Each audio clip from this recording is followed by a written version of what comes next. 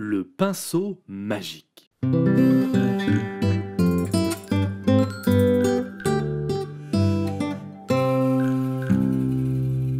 Lin Mei est une jeune bergère qui habite seule avec ses moutons dans les grandes plaines vertes bordées de montagnes. Son métier ne la passionne pas. On peut même dire qu'elle s'ennuie franchement. Elle passe ses journées à compter les moutons de son troupeau pour vérifier qu'il n'en manque pas, mais c'est bien connu, compter les moutons, ça fait dormir. Et donc Lin Mei passe ses journées à essayer de rester réveillée. Alors, mes moutons, il y en a 1, 2, 3, 4... Ok, oh là, ok. Alors, mes moutons, il y en a 1, 2, 3, 4, 5, 6, 7... Oh là, voilà, ok. Alors, voyons voir. Mes moutons, il y en a 1, 2, 3, 4, 5, 6, 7, 8, 9...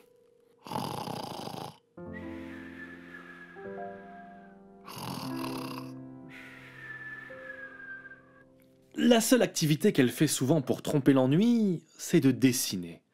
Mais Lin Mei, elle est bien trop pauvre pour s'acheter des feuilles, et encore moins des pinceaux ou de la peinture.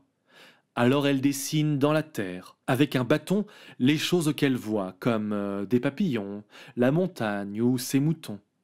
Ou les choses dont elle rêve, comme un énorme gâteau au chocolat ou un lit moelleux pour remplacer sa couchette de paille inconfortable. Et ainsi coulait mollement la vie de Lin Mei la bergère. Et l'histoire aurait pu s'arrêter là.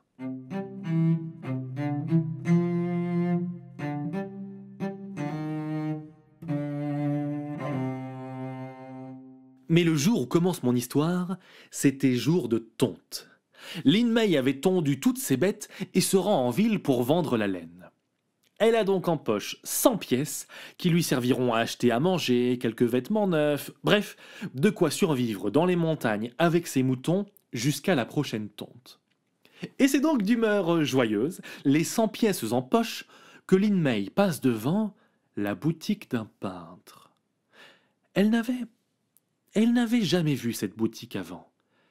Et ce qu'elle voit la cloue sur place de surprise. Dans la boutique, elle voit, à travers la vitrine, un homme. Un homme avec une très longue et fine moustache qui peint un coucher de soleil sur une toile. Oh, mais c'est tellement beau! Lin Mei n'avait jamais vu ça. Des couleurs chatoyantes se mélangent sur la toile dans un tourbillon multicolore. Et Lin Mei, plusieurs fois, se demande si l'homme n'a pas vraiment enfermé le vrai soleil dans le tableau, tellement ce qu'elle voit est beau. Elle en a presque les larmes aux yeux. Oh, waouh! Absorbée devant ce tableau incroyable, la jeune bergère ne voit pas le temps passer. Et bientôt le soleil, le vrai, se couche pour de vrai, et le peintre, visiblement satisfait, range sa toile pour ce soir et sort de sa boutique. Et il tombe donc nez à nez avec Lin Mei, qui a toujours un grand sourire sur le visage. Et il la regarde de bas en haut et demande « Bonjour, petite. Tu désires quelque chose ?»« Oh, votre peinture est si incroyable, monsieur, que j'en ai les larmes aux yeux. Je dessine parfois dans la terre chez moi, dans la montagne, et je ne dessine pas aussi bien que vous, mais j'aimerais beaucoup m'essayer à la peinture avec un vrai pinceau et une vraie toile. Est-ce que... Oh, ça me gêne de vous demander, mais est-ce que vous auriez un pinceau et une toile pour moi ? Je te demande pardon. Je vends des pinceaux et des toiles, je ne les donne pas. Est-ce que tu as de l'argent ? Lin Mei réfléchit. Elle meurt d'envie d'avoir de quoi peindre. Cette passion la dévore. Mais en poche, elle n'a que de quoi vivre et pas beaucoup plus. Je peux, pense-t-elle, utiliser 20 pièces pour la peinture et garder 80 pour moi. Je ne mangerai pas de dessert pendant tout le mois prochain, mais tant pis. Ah, mais en même temps, peut-être que la peinture coûte plus cher que 20 pièces. Sinon, je peux, pense-t-elle encore, utiliser 50 pièces pour la peinture et garder 50 pièces pour moi. Je ne mangerai pas de dessert pendant tout le mois prochain, et je devrais garder ces vieux vêtements troués, mais tant pis. Ah, mais peut-être que la peinture coûte plus que 50 pièces. Sinon, je peux, pense-t-elle encore, utiliser 75 pièces pour la peinture et garder 25 pièces pour moi. J'aurai ces vieux vêtements troués et je ne mangerai que des pommes de terre sans sauce pendant un mois, mais tant pis. Ah, mais peut-être que la peinture coûte plus cher que 50 pièces. Alors Lin Mei lève enfin les yeux vers le peintre et dit « J'ai 100 pièces !» Elle ne veut pas le lui dire, mais ce sont toutes ses économies. Elle va devoir manger des racines sauvages et des fleurs des champs et boire l'eau des ruisseaux pendant un mois. Mais elle veut le meilleur pour sa peinture. Et le peintre l'observe, dans un regard plein d'étonnement, puis un air méchant, moqueur se peint sur son visage, et il éclate de rire. « Pauvre enfant, 100 pièces? Et puis quoi encore? Ce n'est rien pour moi, 100 pièces. Je pourrais perdre 100 pièces tous les matins et ne même pas m'en rendre compte. Non, moi je vends du matériel de peinture à 1000, 2000, 5000 pièces. Allez, déguerpis, tant que tu me fais encore rire et non pleurer. Et ne remets jamais les pieds devant mon magasin. Avec tes vêtements en lambeaux et ta figure sale, tu ferais fuir les vrais clients. Tu sais, ceux qui ont de l'argent. » Et l'homme tourne les talons et disparaît au coin de la rue. Lin Mei est estomaquée, surprise et déprimée. Quel homme méchant! Pourquoi dire des choses aussi méchantes? Elle marche lentement, Lin Mei. Pour la première fois de sa vie, elle a honte d'être pauvre. Et tout ça à cause des méchants mots du méchant monsieur. Ces phrases tournent dans sa tête toute la soirée, alors qu'elle fait ses courses habituelles. Et quand elle rentre chez elle le soir, elle y pense encore. Elle veut pas pleurer, mais c'est la gorge serrée et les yeux qui piquent qu'elle va dormir dans sa petite cabane dans la montagne. Ce sont juste 4 murs blancs et un toit de paille qui les protègent, elle et ses moutons, du froid et de la pluie. Et c'est, collé contre ses bêtes, que Lin Mei s'endort. Mais cette nuit-là, elle a fait un rêve. Un rêve étrange, où le monde était tel qu'elle le connaît, mais toutes les couleurs étaient inversées. Le ciel était vert et l'herbe était bleue. Le soleil était gris et les pierres étaient jaunes. Les pommes étaient blanches et les moutons étaient rouges. Et elle avançait en marchant dans ce pays imaginaire. Et est apparu, devant elle, un homme étrange, un homme si vieux que sa barbe lui touchait les pieds. Mais sa barbe, elle n'était pas blanche, non, ni noire, non, pas non plus grise ou même rousse, non. Sa barbe était multicolore. Chaque poil de sa barbe avait une couleur différente et descendait ainsi dans une cascade bigarrée de sa tête souriante jusqu'à ses pieds. Lin Mei a essayé de lui dire bonjour, mais les mots semblaient bloqués dans sa gorge. Alors l'homme a sorti de sa poche un petit couteau et il a coupé une touffe de poils du bout de sa barbe. Il a attrapé de l'autre main un petit morceau de bambou, de bois qui traînait par terre, et il a attaché les poils multicolores au bâton. Ce qu'il venait de fabriquer ressemblait à un petit pinceau de toutes les couleurs, et il l'a tendu à Lin Mei. Elle a tendu la main pour s'en saisir, mais au moment où ses doigts se sont refermés sur le bois du manche du pinceau, Lin Mei se réveille, en sursaut, dans sa maison, au milieu de tous ces moutons qui la regardent d'un air interrogateur. Ce rêve lui a paru si réel. Si elle se concentre, elle a l'impression d'encore pouvoir sentir le bois du manche du pinceau dans sa main droite. Oui, elle pourrait encore le sentir. Oui, elle le sent encore, mais attends un peu. Elle le sent encore. Elle baisse les yeux vers sa main droite et... Oh! Dans sa main, le pinceau multicolore, le pinceau de son rêve. Il est là, elle le tient, mais pour de vrai. Comment c'est possible, ça? Elle se lève et, guidée par un instinct mystérieux, s'approche du mur blanc et pose le pinceau dessus. Et, alors qu'elle n'a pas de peinture, au moment où le pinceau touche la surface, de la couleur apparaît. Et exactement la couleur qu'elle avait en tête. Et elle pense à une autre couleur, et la couleur change immédiatement au bout de son pinceau. Lin Mei est abasourdie par ce pinceau magique, mais tout excitée. Qu'est-ce qu'elle pourrait peindre? Qu'est-ce qu'elle pourrait peindre? Qu'est-ce qu'elle pourrait peindre? Oh! Elle sait. Un papillon. Alors elle peint sur son mur un magnifique papillon. Et les couleurs changent au bout de son pinceau aussi vite qu'elle peut les imaginer. Mais, au moment où elle peint la dernière antenne du papillon, celui-ci s'anime, sort du mur, vole un instant dans la pièce et sort par la fenêtre.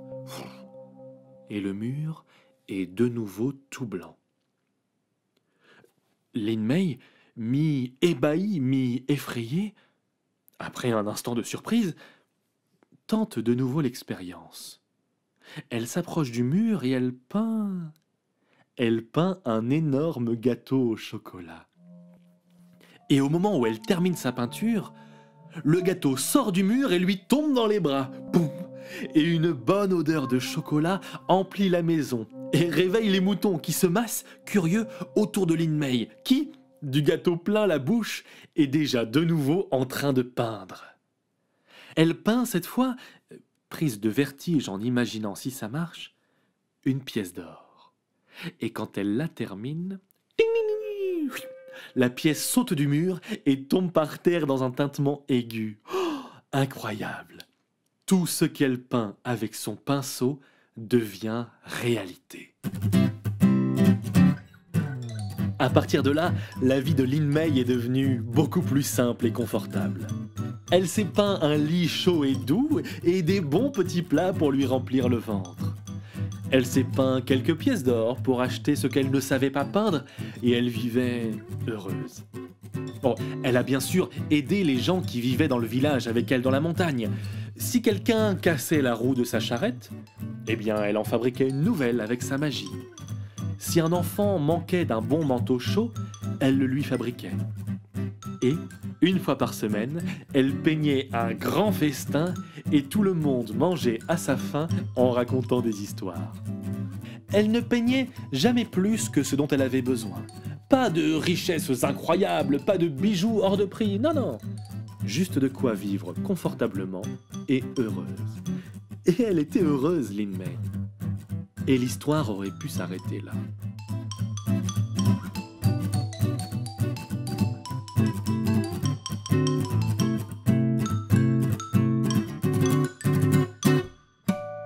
Mais dans ce pays, il y avait, à l'époque où se passe mon histoire, un roi cruel et belliqueux, un roi qui ne pensait qu'à faire la guerre. Il avait déjà déclaré la guerre à tous les pays voisins et il menait en même temps plusieurs batailles pour élargir les frontières de son pays. Mais la guerre, ça coûte beaucoup d'argent et les caisses de l'État se vidaient dangereusement. Alors, quand le roi a eu vent qu'il y avait, dans les montagnes, une jeune bergère qui possédait un pinceau magique qui pouvait faire apparaître tout ce qu'on dessinait, il s'est dit « Il me le faut, ce pinceau !» Il a envoyé des soldats qui sont venus, aux premières heures du jour, frapper à la porte de Lin Mei. « Oui ?» Il l'attrape par les épaules, la ligote, et la jette dans une charrette. Il retourne toute la maison et il trouve le pinceau. Ils reviennent à la capitale, enferment Lin Mei dans une prison, dans une toute petite pièce humide, et apportent le pinceau au roi. Lin Mei, dans sa cellule, est terrifiée. Elle comprend à peine ce qui lui arrive, pourquoi on lui en veut, etc., etc. De l'eau goutte du plafond, et des rats, heureusement plutôt gentils, passent en courant entre ses pieds. Frigorifiée et effrayée, elle se demande bien ce qu'elle va devenir. Mais pendant ce temps-là, le roi jubile. Il tient enfin entre ses mains le fameux pinceau magique qui va le rendre riche, plus riche que tous les autres rois cumulés, et qui va lui faire gagner la guerre. Il fait venir une grande toile blanche, un grand tableau blanc, et il commence à peindre. Oh, je sais, commençons simple, des pièces d'or. Il commence à peindre, la couleur apparaît comme par magie sous son pinceau. Il peint un énorme tas d'or, et quand il termine la dernière pièce, le tas d'or sort de la toile. Mais ce n'est pas de l'or que le roi reçoit dans les mains, c'est du sable. Psst. Comment ? C'est impossible ! Je recommence. Le roi se frotte la veste pour enlever le sable et se remet au travail sur la toile qui est redevenue blanche.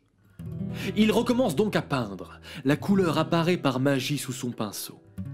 Il peint un énorme tas de bijoux précieux. Et quand il peint la dernière bague, le tas de bijoux sort de la toile. Mais ce n'est pas des bijoux que le roi reçoit dans les mains, mais des cailloux. Quoi ? Encore ? Mais je ne comprends pas. Je recommence. Le roi dégage les cailloux autour de lui à coups de pied, aïe, et se remet au travail sur la toile qui est redevenue blanche. Il recommence donc à peindre, la couleur apparaît par magie sous son pinceau. Il peint un énorme tas de pierres précieuses, rubis, émeraudes, diamants, et quand il termine le dernier joyau, le tas de pierres précieuses sort de la toile. Mais ce n'est pas des diamants que le roi reçoit dans les mains, mais de la boue. Le roi, couvert de terre, est furieux. Sorcellerie! Garde! Allez me chercher cette maudite bergère! Elle doit avoir un secret qu'elle ne nous a pas dit. Les gardes sortent Lin Mei, qui ne comprend toujours pas ce qui lui arrive, de sa prison et l'amènent devant le roi. Bergère sorcière, tu nous caches un secret. Comment fonctionne ton pinceau magique? Je ne vous cache rien, monsieur, Majesté! Je ne vous cache rien, Majesté. Je peins les choses et elles apparaissent, tout simplement. Alors, comment expliques-tu qu'avec moi, ça ne marche pas? Je ne me l'explique pas, monsieur. Majesté! Je ne me l'explique pas, Majesté. Eh bien, petite sotte, si tu t'obstines à me mentir, tu vas peindre toi-même ce que je vais te dire. Je pensais te libérer après avoir eu ce que je voulais, mais puisque tu te moques de moi, je vais te garder comme servante jusqu'à ta mort, et tu peindras ce que je t'ordonnerai à toute heure du jour et de la nuit. Et ça commence dès maintenant. Bergère sorcière, dessine-moi un tas d'or. Lin Mei n'a, bien sûr, pas du tout envie de peindre un tas d'or pour ce roi méchant et cruel, mais tous les gardes l'entourent et pointent leurs épées vers elle. Elle n'a pas le choix. Alors elle commence à peindre. Elle dessine sur la grande toile un tas d'or, et quand elle a terminé, le tas d'or sort de la toile et reste de l'or. Un grand sourire apparaît sur le visage du roi. « Oui, oui, maintenant, peins-moi des bijoux !» Lin Mei n'a, bien sûr, toujours pas envie de peindre des bijoux pour le roi, mais elle n'a toujours pas le choix. Alors elle dessine sur la grande toile un tas de bijoux, et quand elle a terminé, les bijoux sortent de la toile et restent des bijoux. Le roi tape des mains en poussant des petits cris. « Oh oui, oh oui, oh, oh, oh. Encore plus, dessine-moi, dessine-moi des diamants !» Lin Mei peint des diamants, qui eux aussi apparaissent dans la salle du trône. Le roi danse sur place de bonheur, mais la folie s'allume peu à peu dans ses yeux. Lin Mei n'avait toujours dessiné que ce dont elle avait besoin, mais le roi en veut toujours plus. « Dessine-moi des épées qui ouvriront le ventre de mes ennemis !» Lin Mei peint, et des épées tranchantes tombent sur le sol du palais dans un fracas métallique.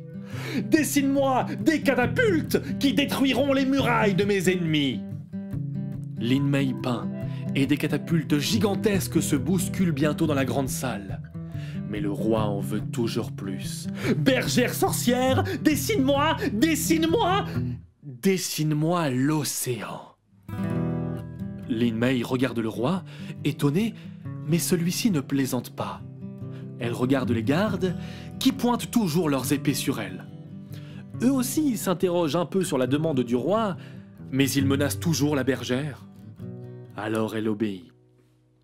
Elle met de côté la toile et se dirige vers le grand mur, où elle peint une plage, le sable, le soleil, les nuages et la mer, bleue et calme jusqu'à l'horizon.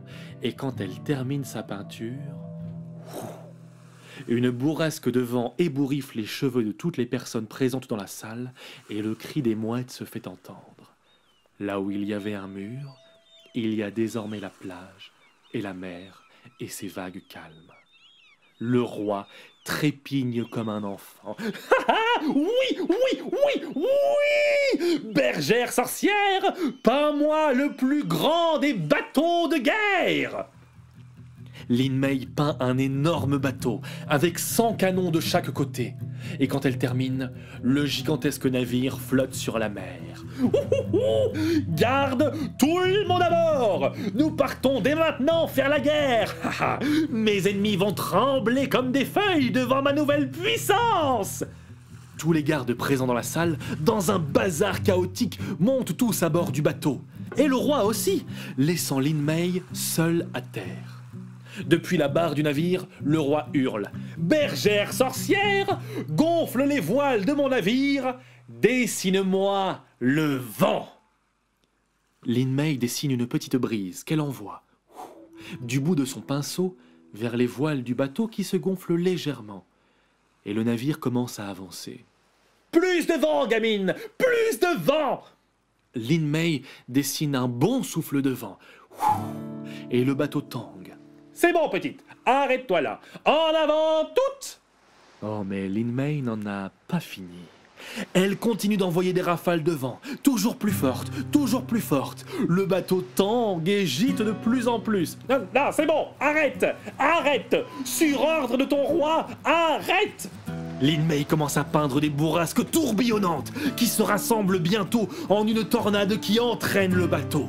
Elle peint les noirs nuages lourds d'orage et les éclairs qui déchirent le ciel. Et bientôt, on assiste à la plus grande des tempêtes qu'on eût connues dans le pays. Tous les gardes et le roi, accrochés aux barrières du bateau, sont terrifiés. Ah! Je te l'ordonne, petite! Arrête! Arrête ou je te fais couper la tête! Ah! Lin Mei, par des grands gestes de bras, crée un tourbillon dans l'eau qui commence à aspirer le navire qui tourne dans le siphon.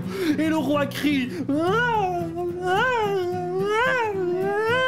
Et le bateau tourne dans le siphon. Et le roi crie ah, ah, ah. Et finalement, la mer avale le bateau. La tempête se calme. Les cieux se dégagent et remontent à la surface, plop, la seule couronne du roi, qui flotte un instant avant de sombrer de nouveau pour l'éternité. Lin Mei a jeté dans la mer les bijoux, les diamants, l'or et les épées du roi, elle a mis le feu aux catapultes et elle est rentrée chez elle, n'emportant avec elle que son pinceau. Elle a rejoint son village et y a repris sa vie tranquille, et plus personne n'est venu la déranger. Tout d'abord, parce qu'on lui était reconnaissant d'avoir fait s'arrêter la guerre, mais aussi parce que les gens avaient trop peur de déranger la bergère sorcière qui avait fait naître la tempête du bout de son pinceau.